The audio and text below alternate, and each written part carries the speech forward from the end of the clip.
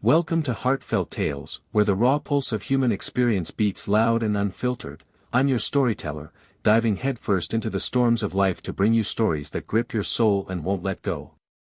Today, we're unraveling the flame of home, from ashes to peace, a 15,000-word saga of the Parker family, a Texas clan ripped apart by addiction, crime, and despair, only to claw their way back through faith and grit. This isn't just a video, it's a roller coaster. Two heart-stopping climaxes, a redemption arc that'll leave you breathless, and lessons so deep they'll linger long after the screen fades.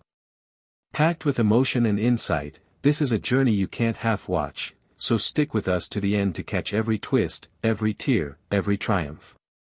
If you're ready for a tale that hits hard and heals harder, smash that like button now, hit subscribe, and ring the bell, because trust me, you'll want to be here for what's next. Drop a comment below. What's the toughest storm your family's weathered? Let's get into it, because this story demands to be heard. Part 1, Introduction, A Family on the Brink. The Parker house sat on the edge of a dusty Texas town, a squat, weathered box of faded clapboard that looked like it was tired of standing upright.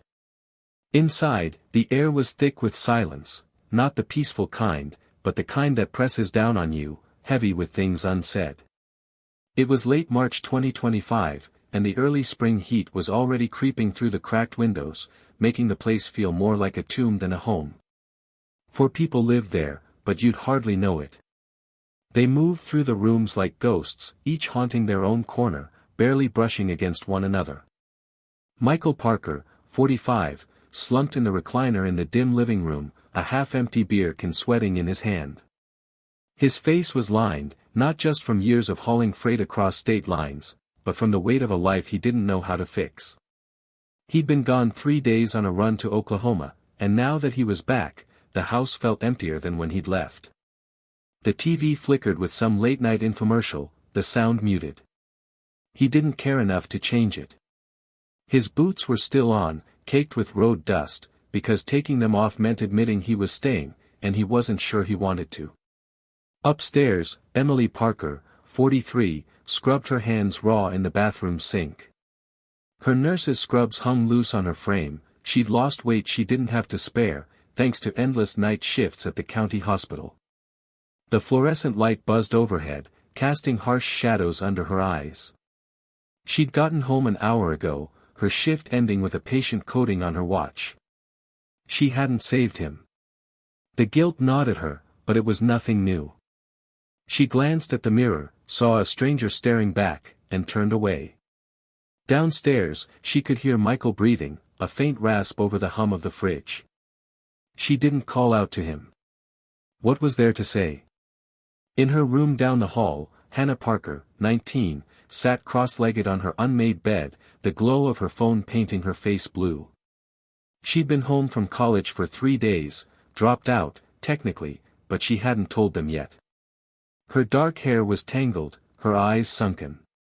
She scrolled through texts from people she barely knew, people who didn't ask questions. The room smelled faintly of stale smoke, though she'd cracked the window to hide it. Her suitcase sat in the corner, still half-packed from when she'd shown up unannounced.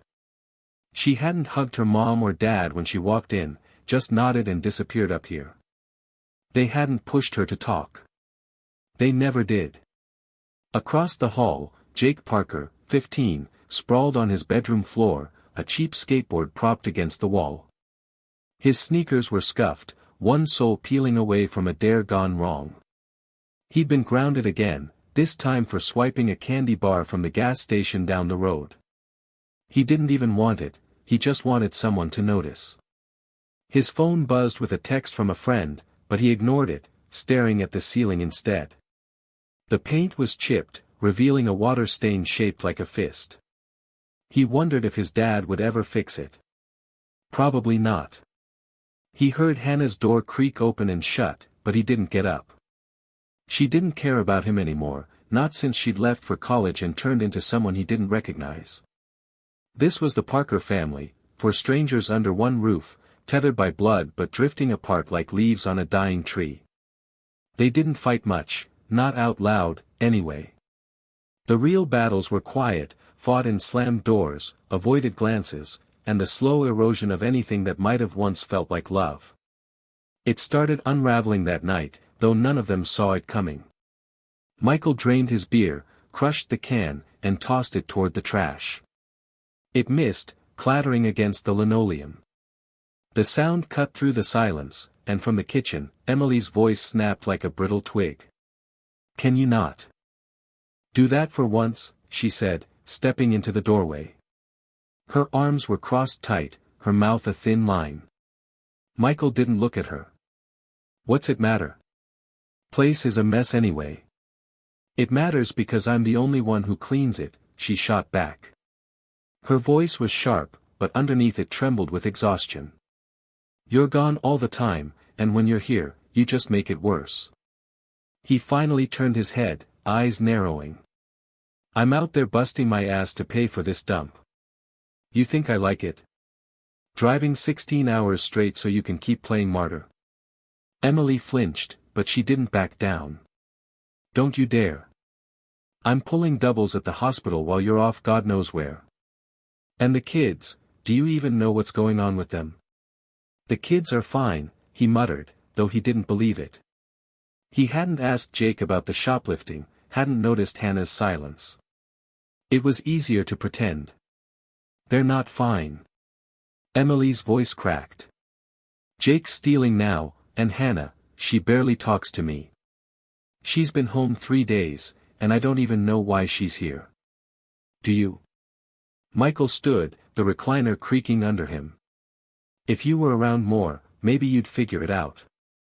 But you're too busy saving everybody else." The words hit her like a slap. She stared at him, tears welling but not falling, then turned and disappeared back into the kitchen. The sink ran again, louder this time, drowning out whatever she might have said next. Michael sank back into the chair, rubbing his temples. He didn't follow her. He never did. Upstairs, Hannah heard it all through the thin walls. She pulled her knees to her chest, her phone slipping to the floor. Her parents' voices were a dull ache, familiar but distant, like a radio left on in another room. She didn't care enough to go down there. They wouldn't ask about her, not really. She unlocked her phone again, typed a quick message, "Meet me tomorrow," and hit send before she could think twice. The reply came fast, a thumbs-up emoji from someone she'd met at a party a month ago, someone who didn't care about her last name or her family. That was enough for now. Jake heard it too, his door cracked open just enough to catch the argument. He rolled onto his side, picking at a loose thread on his jeans. His dad's voice was gravelly, meaner than usual. His mom sounded like she was about to break.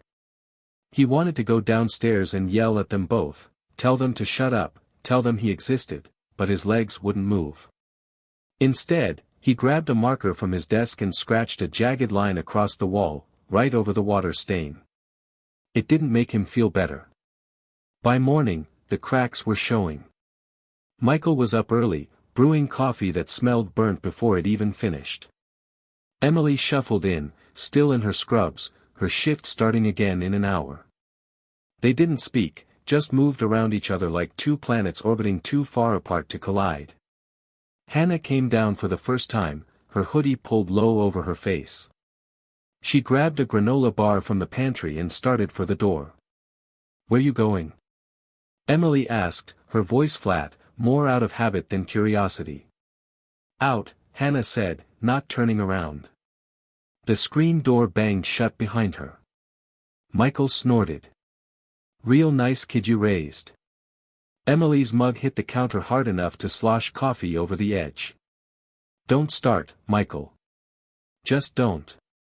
Jake slunk in then, backpack slung over one shoulder, his hair a mess. He didn't look at either of them.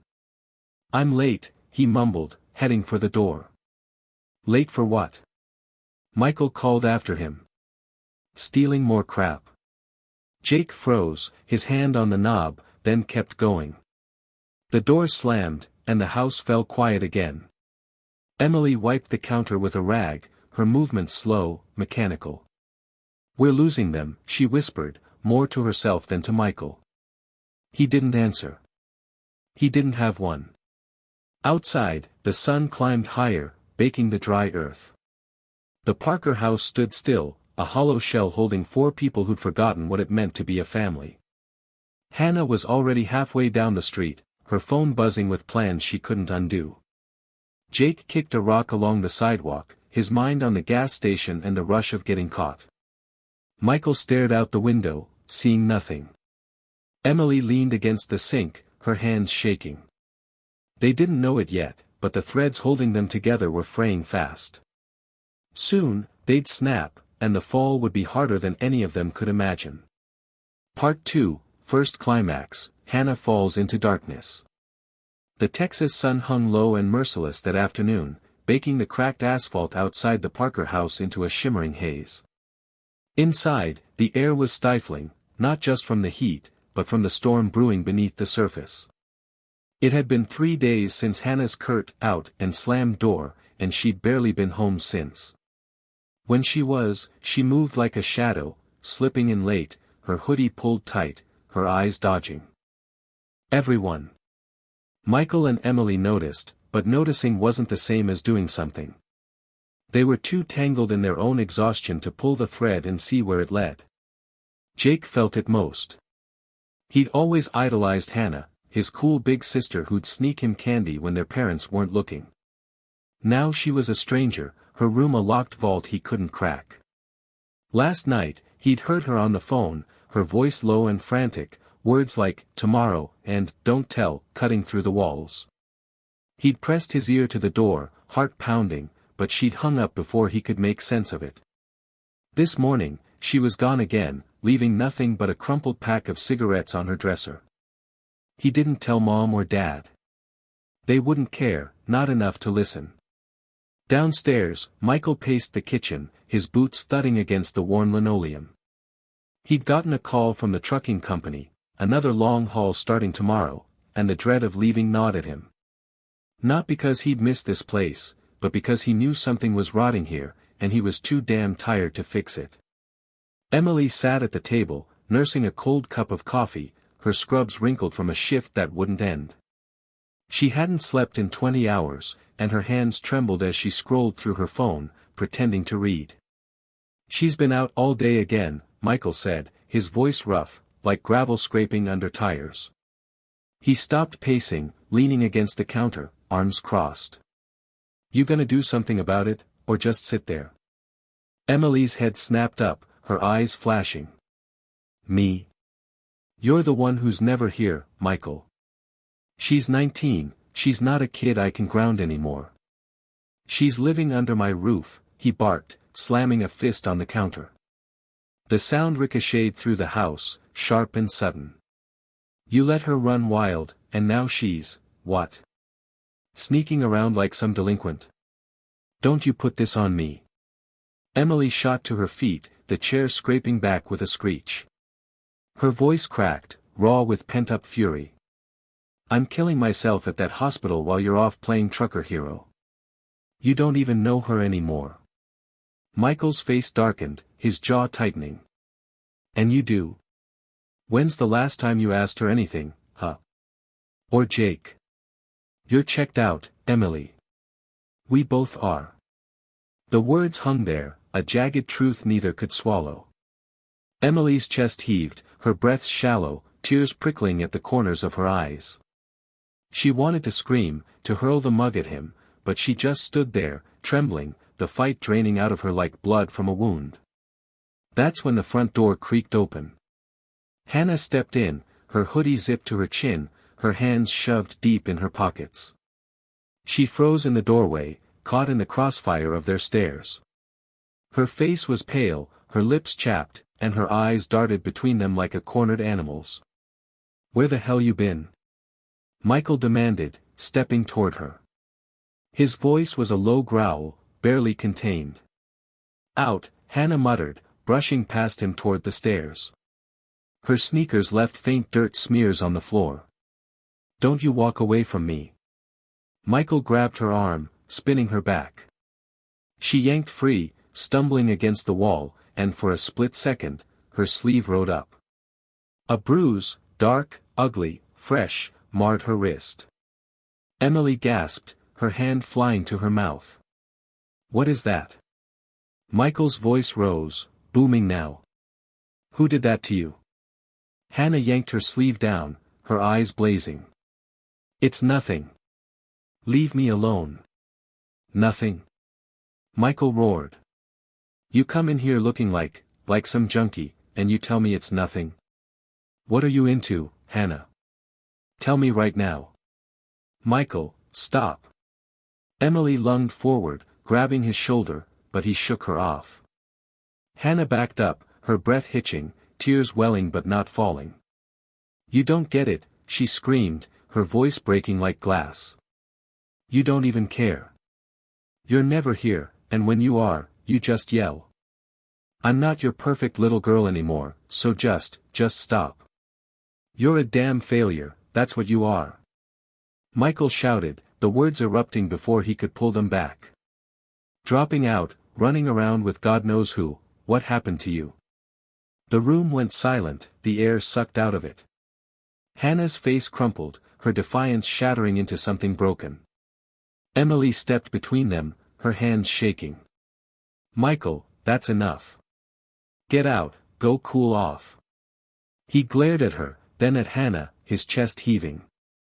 Without another word, he stormed out, the screen door banging shut behind him. Emily turned to Hannah, reaching out. "Honey, please, talk to me." But Hannah was already gone, bolting up the stairs. Her door slammed, the lock clicking with a finality that echoed through the house. Hours later, the night pressed in, thick and oppressive. Jake sat on the edge of his bed, his skateboard clutched tight, listening to the silence that followed the storm. He'd heard every word, Dad's rage, Hannah's sobs through the wall, Mom's helpless pleas. He wanted to check on her, but his feet wouldn't move. Downstairs, Emily sat alone in the dark kitchen, her face buried in her hands. Michael was still gone, probably at some dive bar drowning his guilt in whiskey. The house felt like it was holding its breath, waiting for the next blow. It came at dawn. Emily jolted awake on the couch, her neck stiff, her phone buzzing with a missed call from the hospital. She stumbled upstairs to check on Hannah, her heart pounding with a mother's instinct she couldn't name. The door was ajar. The room was empty. Hannah's bed was untouched, her suitcase gone. On the dresser, a scrap of paper fluttered under the open window, asterisk, "Don't look for me. I'm not worth it." Asterisk. Emily's scream tore through the house, a primal wail that woke Jake from a fitful sleep. He ran in, bleary-eyed, and saw the note. What's she mean?" he stammered, his voice small, terrified. "She's gone," Emily whispered, sinking to her knees.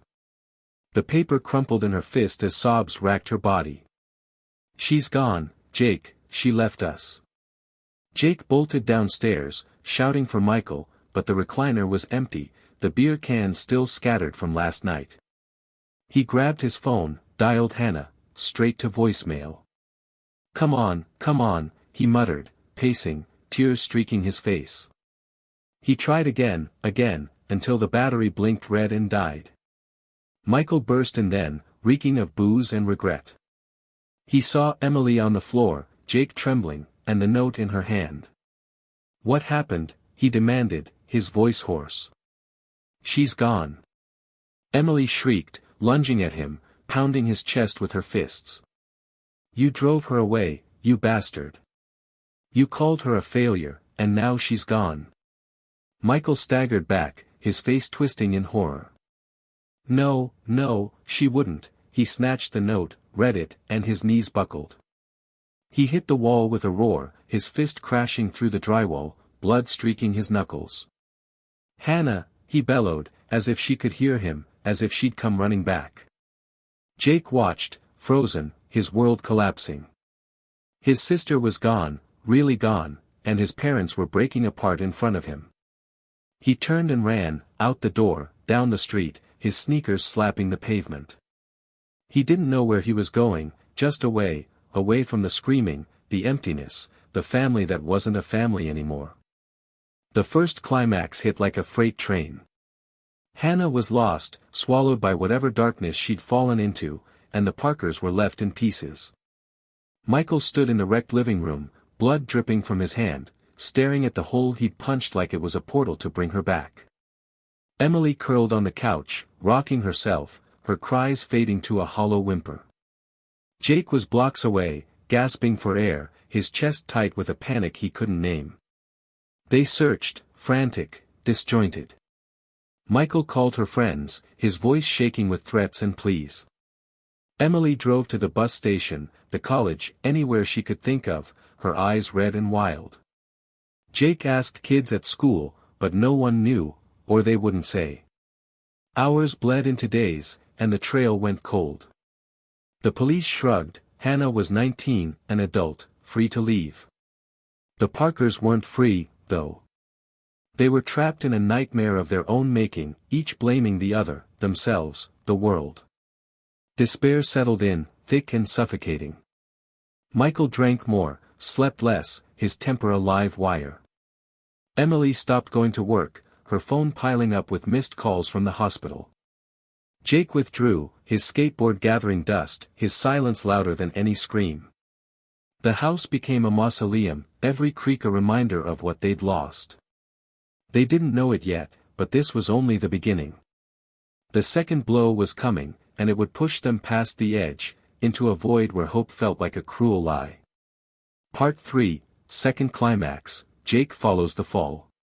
The Parker house had become a hollowed-out shell in the weeks since Hannah vanished. The Texas heat pressed in, relentless, turning the air inside thick and sour, but no one bothered to fix the rattling AC unit. Dust gathered on the furniture, dishes piled in the sink, and the silence was deafening, a silence punctuated only by the occasional creak of floorboards or the distant rumble of Michael's truck pulling in late. It was early April 2025 now, but time felt meaningless. The family wasn't just broken, it was disintegrating, each piece drifting further into the void Hannah's absence had carved. Michael barely spoke anymore. He'd come home from his halls reeking of diesel and cheap liquor, his eyes bloodshot, his fists clenched like he was itching to hit something, or someone. The hole in the living room wall stayed unrepaired, a jagged scar staring back at him every night as he slumped in the recliner, staring at nothing. He'd stopped calling Hannah's friends after the first week, stopped leaving voicemails she'd never hear. The note she'd left, "Don't look for me. I'm not worth it," was folded in his wallet, its edges worn from being handled too much. He didn't cry. He didn't know how anymore. Emily was a ghost of herself, haunting the house in her stained scrubs. She'd taken leave from the hospital, forced, really, after missing too many shifts, and now she spent her days in a haze, pacing between Hannah's empty room and the kitchen. She'd sit at the table for hours, clutching a cold mug, whispering prayers she didn't believe would be answered. Her hair was unwashed, her nails bitten to the quick. She'd stopped fighting with Michael, there was no energy left for that. They passed each other like strangers in a train station, avoiding eye contact, avoiding everything. Jake was the invisible one, the shadow slipping through the cracks. At 15, he felt Hannah's loss like a limb torn off, but no one noticed his pain. His parents were too lost in their own grief to see him unraveling. He'd stopped going to school most days, skipping out to wander the streets, his skateboard abandoned in his room. The kids he'd once called friends didn't get it, didn't care, so he stopped talking to them too. He'd sit on the curb outside the gas station where he'd stolen that candy bar, kicking rocks into the gutter, replaying Hannah's last words to him, "You're better off without me, kid." She'd said it with a weak smile 2 days before she left, and it echoed in his head like a curse. The house was a pressure cooker, and Jake was the steam building up, unnoticed, ready to blow. It started small, the way trouble always does. One afternoon, Jake was slouched against a chain-link fence near the edge of town, the sun beating down on his neck. A group of older boys rolled up, guys he'd seen around, all leather jackets and cigarette burns, their laughs sharp and mean. One of them, a lanky kid named Travis with a scar over his eyebrow, tossed Jake a half-smoked cigarette. You look like you need something to do, man, Travis said, smirking. Jake took it, inhaled too fast, and coughed. The others laughed, but it wasn't cruel, it was an invitation. He started hanging with them after that. They weren't friends, not really, but they filled the silence. Travis and his crew didn't ask about Hannah or why Jake's eyes were always red-rimmed. They gave him beers, taught him how to hotwire a bike, showed him the rush of tagging walls with spray paint. It wasn't about the axe, it was about feeling something, anything, besides the gaping hole inside him. At home, he was nothing. Out here, he was alive. Michael caught wind of it a week later. He'd come home early for once, found Jake sneaking in at midnight with paint on his hands and a busted lip from a scuffle. "What the hell's this?" Michael roared, grabbing Jake by the collar and shoving him against the wall. The force rattled a picture frame off its nail, a faded photo of the four of them at a county fair years ago, smiling like they'd never stopped. "Get off me!" Jake yelled, shoving back, his voice cracking with fury. "You don't give a damn what I do." "You're damn right I don't, until you start acting like some street punk." Michael's face was inches from Jake's, his breath hot and sour. "You think this is a game? You think I need another kid screwing up?" Jake's eyes burned, tears threatening to spill. "Maybe if you'd paid attention, Hannah wouldn't be gone. But you didn't, and now you're gonna lose me too." Michael froze, the words hitting him like a punch to the gut. For a second, his grip loosened, his face softening with something like guilt. Then it hardened again. "Go to your room," he growled, stepping back. "I'm done with this." Jake stormed upstairs, slamming his door so hard the frame shook. Emily stood in the hallway, watching, her hands wringing a dish towel. She didn't say anything, just turned and shuffled back to the kitchen, her shoulders slumped. Michael sank into the recliner, rubbing his face, the fight draining out of him. He didn't follow Jake. He didn't know how to start. The second climax came fast and brutal, like a storm that had been brewing too long. A few nights later, Jake was out with Travis and the crew, deeper in than he'd meant to go. They'd graduated from petty vandalism to something bigger, a break-in at a pawn shop on the edge of town. Travis had a crowbar, a wild grin, and a plan: smash the back window, grab what they could, and run. Jake hesitated, his stomach twisting, but Travis clapped him on the shoulder. "You're one of us now, kid. Don't flake." The glass shattered under the crowbar, the alarm blaring a split second later. Jake's heart slammed against his ribs as he followed them in, grabbing a handful of watches and a cheap chain necklace. The rush was electric, until the red and blue lights flashed outside. "Cops!" Travis shouted, and the group scattered like roaches.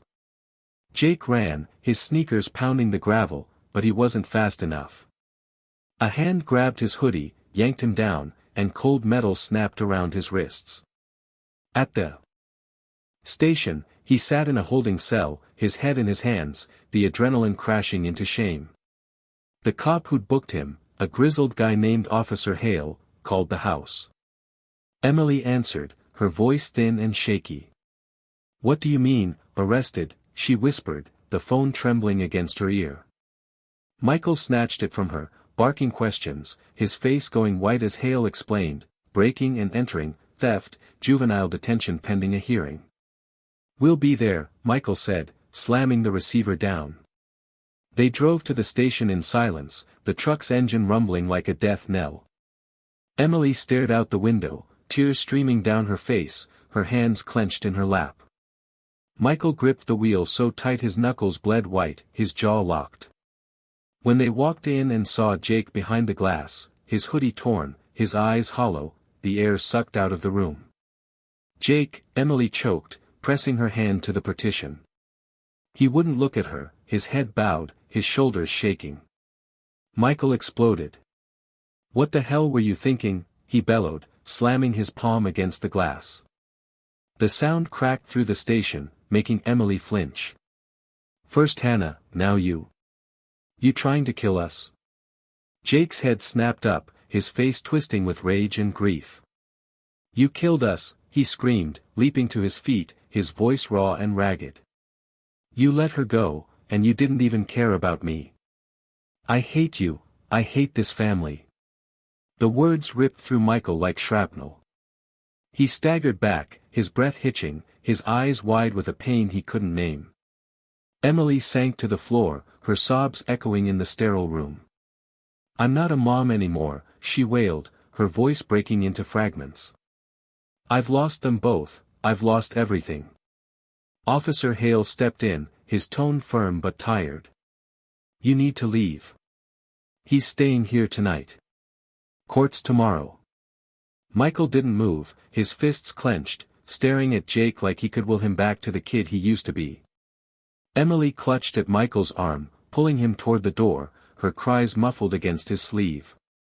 They stumbled out into the night, the station's fluorescent lights casting long shadows behind them. Michael kicked the truck's tire, a guttural yell tearing from his throat. "We're done," he shouted to no one, to the stars, to God if he was listening. "We've lost them both, everything's gone." Emily collapsed against the hood, her body shaking with sobs that wouldn't stop. "It's my fault," she whispered, over and over, her voice a broken record. "I didn't see, I didn't save them." Back in the cell, Jake curled into a ball on the cot, his face buried in his arms. The necklace he'd stolen, a cheap silver chain, dangled from his pocket, glinting under the harsh light. He'd wanted to give it to Hannah if she ever came back. Now it was just another weight pulling him down. The second climax was a sledgehammer, smashing what little remained of the Parkers into dust. Hannah was gone, lost to the shadows. Jake was locked away, his future teetering on a razor's edge. Michael and Emily stood in the parking lot, fractured beyond repair, their despair a black hole swallowing them whole. The house waited, empty and accusing, a tomb for a family that no longer existed. They were at rock bottom, drowning in guilt, rage, and loss. Hope was a distant memory, a lie they couldn't afford to believe. But in the wreckage, something small, a faint flicker, was about to ignite. Part 4, Resolution, the Word of God Redeems. The night after Jake's arrest stretched long and quiet, the kind of quiet that settles over a battlefield after the guns fall silent. The Parker house stood dark under a sky streaked with faint stars, the Texas heat finally easing into a cool breeze that rustled the curtains through an open window. Inside, Michael and Emily sat apart, him in the recliner, her on the couch, two broken figures in a room that felt too big for what was left of them. The weight of Hannah's disappearance and Jake's detention pressed down, but tonight, something shifted. It wasn't loud or sudden, it was a whisper, a crack of light in the abyss. Emily's hands rested in her lap, still trembling from the drive back from the station. Her tears had dried, leaving her face raw and hollow, but her eyes caught on something, a small, worn book tucked under a stack of unpaid bills on the coffee table. It was Hannah's old Bible, a gift from her grandmother years ago, its leather cover faded and soft. Emily hadn't touched it since Hannah left, hadn't dared to open it and see what her daughter might have marked. Now, though, her fingers moved on their own, pulling it free, flipping through the pages until a highlighted line stopped her cold. Fathers, do not exasperate your children, instead, bring them up in the training and instruction of the Lord. Ephesians 6 verse 4 glowed in yellow ink, Hannah's shaky handwriting scrawled in the margin, I wish they knew this. Emily's breath caught, a sob rising and falling. Silent in her chest. She read it again, then again, the words sinking into her like rain on parched earth. They hadn't nurtured, they'd pushed, yelled, ignored. But this was a plea, a map back to something better. She stood, the Bible clutched to her chest, and crossed the room to Michael. He didn't look up, his head bowed, his bloody knuckles resting on his knees. "Michael," she said softly, her voice a thread of sound. "Look at this." He grunted, barely shifting, but she knelt beside him, pressing the book into his hands. "Please," she whispered. "Just read it." His eyes flicked to the page, reluctant, then froze. The verse stared back at him, simple and sharp, cutting through the fog of his anger. Hannah's note beside it twisted the knife deeper. He swallowed hard, his throat tight, and for the first time in weeks, tears welled up, hot, stinging, unstoppable. "She wanted us to see this," he rasped, his voice breaking. "And I drove her away instead." Emily reached for his hand, her fingers brushing his bruised skin. "We both did," she said, tears slipping down her cheeks. "But maybe it's not too late. Not for her, not for Jake." Michael looked at her, really looked at her, for the first time in months. Her eyes were red, her face lined with exhaustion, but there was a spark there, small, fragile, but alive. He nodded, slow and heavy, and squeezed her hand back. "What do we do?" he asked, his voice low, almost afraid of the answer. "We start over," she said. "With God. With them." The next morning, the air felt different, lighter, like the house had taken a breath. Michael didn't leave for his next haul, he called in, his voice steady as he asked for a few days off. Emily brewed coffee, the scent warm and familiar, and they sat together at the kitchen table, the Bible open between them. They didn't have a plan, not really, but they had a purpose. It started with a prayer, awkward, halting, the first they'd shared in years. Michael's voice cracked as he asked for forgiveness, for strength, for their kids to come home. Emily's joined in, soft and pleading, a mother's heart laid bare. It wasn't perfect, but it was a beginning. They drove to the church down the road, a small brick building they'd passed 1,000 times but never entered. The pastor, a wiry man named Reverend Cole with kind eyes and a graying beard, welcomed them without judgment. They spilled it all, Hannah's disappearance, Jake's arrest, the years of neglect, and he listened, nodding, his hands folded over a worn Bible of his own. "You've been fighting the wrong battles," he said gently. Ephesians 6 verse 4 isn't about control, it's about love, about guiding them back to something bigger than yourselves. He gave them a number, a contact for a youth outreach program he ran, one that helped kids like Hannah and Jake find their way. "Start with Jake," he said. "He's still here. Show him you're not giving up." At the juvenile detention center, Emily went alone first. The guard led her to a small room with a table and 2 chairs, and when Jake shuffled in, his hoodie gone, his eyes downcast, she nearly broke again. He looked so young, so lost, the bravado stripped away by the cold reality of a cell. She didn't yell or lecture, she just sat across from him, her hands folded, and waited until he met her gaze. "I'm sorry," she said, her voice steady but soft. "I didn't see you, Jake. I was so caught up in losing Hannah, I didn't see you slipping too.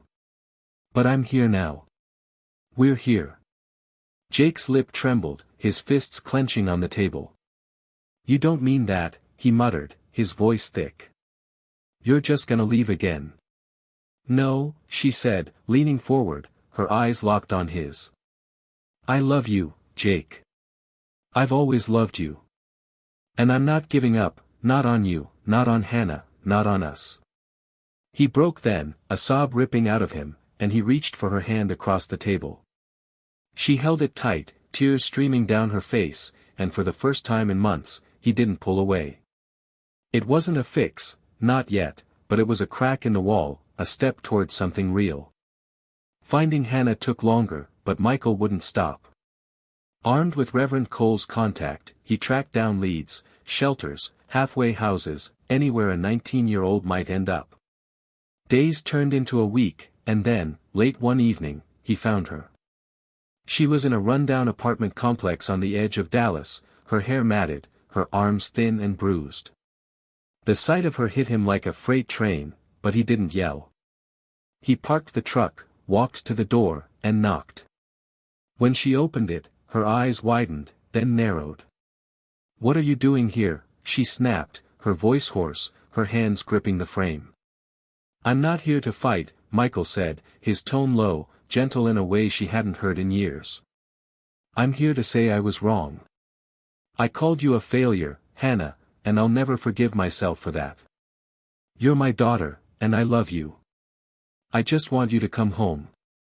She stared at him, her breath shaky, tears welling up despite herself. "You don't get it," she whispered.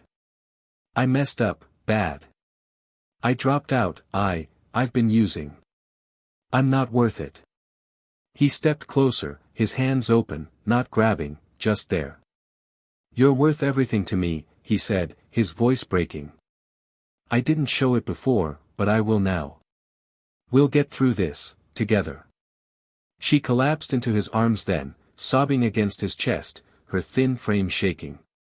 He held her tight, tears streaming down his own face, and for a moment, the world was just them, father and daughter, finding each other again. The healing was slow, deliberate, like mending a torn quilt one stitch at a time. Hannah came home the next day, agreeing to outpatient rehab with Michael and Emily's support. She was fragile, her eyes shadowed with guilt, but she stayed. Jake's hearing came a week later. The judge, moved by the family's plea and Reverend Cole's testimony, gave him probation and community service instead of detention. He came home too, quieter now, but with a flicker of hope in his eyes. They started small. Emily cooked dinner one night, nothing fancy, just spaghetti and store-bought sauce, and they sat together at the table. It was awkward, the clink of forks loud in the silence, but Michael cleared his throat and said, "Let's pray." He stumbled through it, thanking God for the food, for second chances, for them. Hannah squeezed Jake's hand under the table, and Emily smiled, a real smile, small but warm. Nights became a ritual, the four of them in the living room, the Bible open, reading a verse or two. Ephesians 6 verse 4 stayed their anchor, a reminder of what they'd lost and what they were building. Michael cut back on his hauls, taking local routes to be home more. Emily returned to work part-time, her steps lighter. Hannah joined a support group, her voice growing steadier with each meeting. Jake picked up his skateboard again, riding with kids who didn't carry crowbars. One evening, as the sun dipped low, painting the sky orange and pink, they sat on the porch together. Michael sipped coffee, Emily leaned against him, Hannah sketched in a notebook, and Jake tossed a ball in the air. The house wasn't perfect, the hole in the wall still needed patching, the dishes still piled up sometimes, but it was theirs again, a home held together by grace. They weren't whole yet, not completely. Scars lingered, trust was fragile, and some days were harder than others. But they were healing, step by step, guided by a love they'd almost forgotten and a faith that refused to let them go. Part 5, Analysis and Lessons, Looking Back on the Journey. The Parker house stood a little straighter now, its weathered clapboard bathed in the soft light of a late April evening in 2025. The Texas sun dipped below the horizon, leaving a sky streaked with gold and lavender, and inside, the faint hum of life stirred, a radio playing low, the clatter of dishes being washed, a rare laugh from Jake echoing down the hall. It wasn't loud or grand, this change, but it was real, woven into the fabric of their days like a thread pulled tight after years of unraveling. The family had come through fire, Hannah's descent, Jake's rebellion, Michael and Emily's collapse, and somehow, against all odds, they'd found their way back. Not to what they'd been, but to something new, something stronger. Sitting on the couch with the old Bible open in her lap, Emily traced her fingers over Ephesians 6 verse 4, the words worn soft from reading. She thought about how close they'd come to losing everything, how the cracks had widened until the whole house seemed ready to fall. It wasn't just one moment that broke them, it was 1,000 small ones, piling up unnoticed until the weight was too much. Michael slumped beside her, his arm resting along the back of the couch, his eyes distant but calm. Hannah was in her room, sketching again, and Jake was outside, his skateboard wheels humming against the pavement. They were together, yet still themselves, carrying scars that told a story worth telling. Looking back, it was clear where things went wrong, and where they started to mend. The analysis wasn't cold or clinical, it was personal, alive with the ache of what they'd lived through and the hope of what they'd learned. The root of their collapse was simple, though it hadn't felt simple at the time. Michael and Emily had exasperated their children, just as the verse warned against, not out of malice, but out of neglect, exhaustion, and a love they didn't know how to show. Michael's temper, his long absences on the road, had built a wall between him and his kids, brick by brick. He'd thought providing was enough, food on the table, a roof overhead, but he'd missed the part where providing meant presence, not just paychecks. His words to Hannah, "You're a failure," weren't a one-time slip, they were the echo of years spent pushing her to be something he could point to with pride, not someone he could hold close. With Jake, it was the silence that did the damage, leaving him unseen, a shadow in a house too busy to notice. Emily's fault wasn't anger but absence of another kind. She'd poured herself into her work, into saving strangers at the hospital, while her own family bled out at home. She'd told herself she was holding it together, keeping the lights on, keeping them fed, but she'd stopped listening, stopped seeing. Hannah's bruises, Jake's defiance, they'd been cries for help she didn't hear until it was almost too late. Together, she and Michael had turned love into pressure, discipline into distance, and their home into a battlefield where no one won. The two climaxes, Hannah's disappearance and Jake's arrest, were the inevitable explosions of that build-up. Hannah's fall into drugs and despair wasn't just her choice, it was the fruit of a family that hadn't given her a safe place to land. She'd run because she believed she wasn't worth saving, a belief planted by years of feeling like a disappointment. Jake's spiral into crime was the same wound, flipped outward. He'd stolen, fought, joined the wrong crowd not because he wanted to, but because he needed to feel something, anything, in a house that had gone numb. Those moments, when Hannah's note was found and Jake's handcuffs clicked, were the darkest hours, the points where hope seemed like a cruel joke. They showed what happens when a family forgets its purpose, it doesn't just drift, it shatters. But the story didn't end there, and that's where the lessons took root, not in the fall, but in the rising. The first spark came from that verse, from Hannah's quiet plea scrawled in the margins. Ephesians 6 verse 4 wasn't a rulebook. It was a lifeline, a call to replace anger with guidance, control with care. Michael and Emily had to learn it the hard way, but once they did, it changed everything. Michael's choice to stay, to seek Hannah out not with judgment but with love, was the first step. He didn't drag her back, he offered her a hand, and that made the difference. Emily's moment with Jake in the detention center, apologizing, promising, wasn't grand, but it was honest, a bridge built with words she'd held back too long. Faith wasn't a magic wand. It didn't erase the rehab appointments, the probation hearings, the nights when Hannah cried or Jake snapped. But it gave them a compass, something to point to when the way forward felt lost. Reverend Cole had said it best, it's not about fixing them, it's about walking with them. That's what they did, step by step, praying together, eating together, listening when it would have been easier to yell or walk away. The Parkers learned that a home isn't a building or a paycheck, it's a bond, fragile and precious, that needs tending every day. Love isn't loud or perfect, it's showing up, even when you're scared, even when you've failed. Another lesson settled deep, no one's too far gone. Hannah's return, Jake's slow softening, they proved that redemption doesn't care about how dark the hole is, only that you're willing to climb out. Michael and Emily had to forgive themselves too, to let go of the guilt that threatened to pull them back down. It wasn't easy, some days, the weight of what if still crept in, but they kept going, because stopping wasn't an option anymore.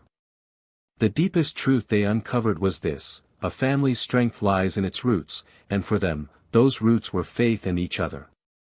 Ephesians 6 verse 4 became their mirror, reflecting where they'd strayed and guiding them back. It taught them that raising kids isn't about molding them into something flawless, it's about nurturing them towards something greater, something eternal. They'd lost sight of that, let the world's noise drown it out, but once they found it again, it held them steady. Not every wound healed fast, not every day was smooth, but they were together, and that was enough. Standing on the porch that evening, Michael watched Jake ollie off the curb, a grin breaking through his usual scowl. Emily leaned against the railing, her coffee warm in her hands, her eyes soft as she listened to Hannah humming inside. The air smelled of grass and dusk, and for a moment, the world felt right, not perfect, but right. Michael reached for Emily's hand, his calluses rough against her skin, and she squeezed back. No words, just a quiet understanding that they'd made it through. The lessons weren't abstract, they were carved into their lives. Love takes work, patient, unglamorous work. A home takes sacrifice, time, pride, the courage to say, I was wrong. And faith takes trust, trust that even in the darkest nights, there's a light waiting to break through. The Parkers weren't saints or heroes, they were just a family, flawed and fumbling, who'd learned to hold on when letting go would have been easier. As the stars blinked awake overhead, they stayed there, the four of them drawn together by an unspoken pull. Hannah stepped out, her sketchbook tucked under her arm, and sat beside Jake on the steps. He nudged her with his elbow, and she laughed, a sound that hadn't rung through the house in too long. Michael and Emily watched, their breaths sinking in the stillness, and said a silent prayer, not for perfection, but for this, a family, scarred but standing, rooted in something bigger than themselves. The road ahead wasn't finished. There'd be stumbles, tears, days when the past roared back. But they'd face it together, with a Bible on the table and a promise in their hearts. They'd lost their way, fallen into shadows, but they'd found the flame of home again, not in what they'd built, but in who they'd become. And there it is, the Parker family, rising from the ashes of their own making, their home a flickering flame that refused to die. From the gut punch of Hannah's disappearance to Jake's handcuffs clicking shut, from Michael and Emily's shattered silence to the quiet grace of a porch bathed in dusk, this is no fairy tale, it's a testament, raw and real, to the power of love, faith, and second chances. You've just witnessed a story that doesn't pull punches, a 15,000-word odyssey that proves even the darkest nights can break into dawn. If this hit you where it hurts, or where it heals, don't walk away quiet. Slam that like button, subscribe to Heartfelt Tales if you haven't already, and let's keep this fire burning, because stories like these deserve to spread. Tell me in the comments, what pulled you in, the despair, the hope, or something else? Share this with someone who needs it, and stick around, our next tale's already brewing, and it's going to shake you to your core. Until then, keep your heart open and your eyes sharp. This is Heartfelt Tales, signing off.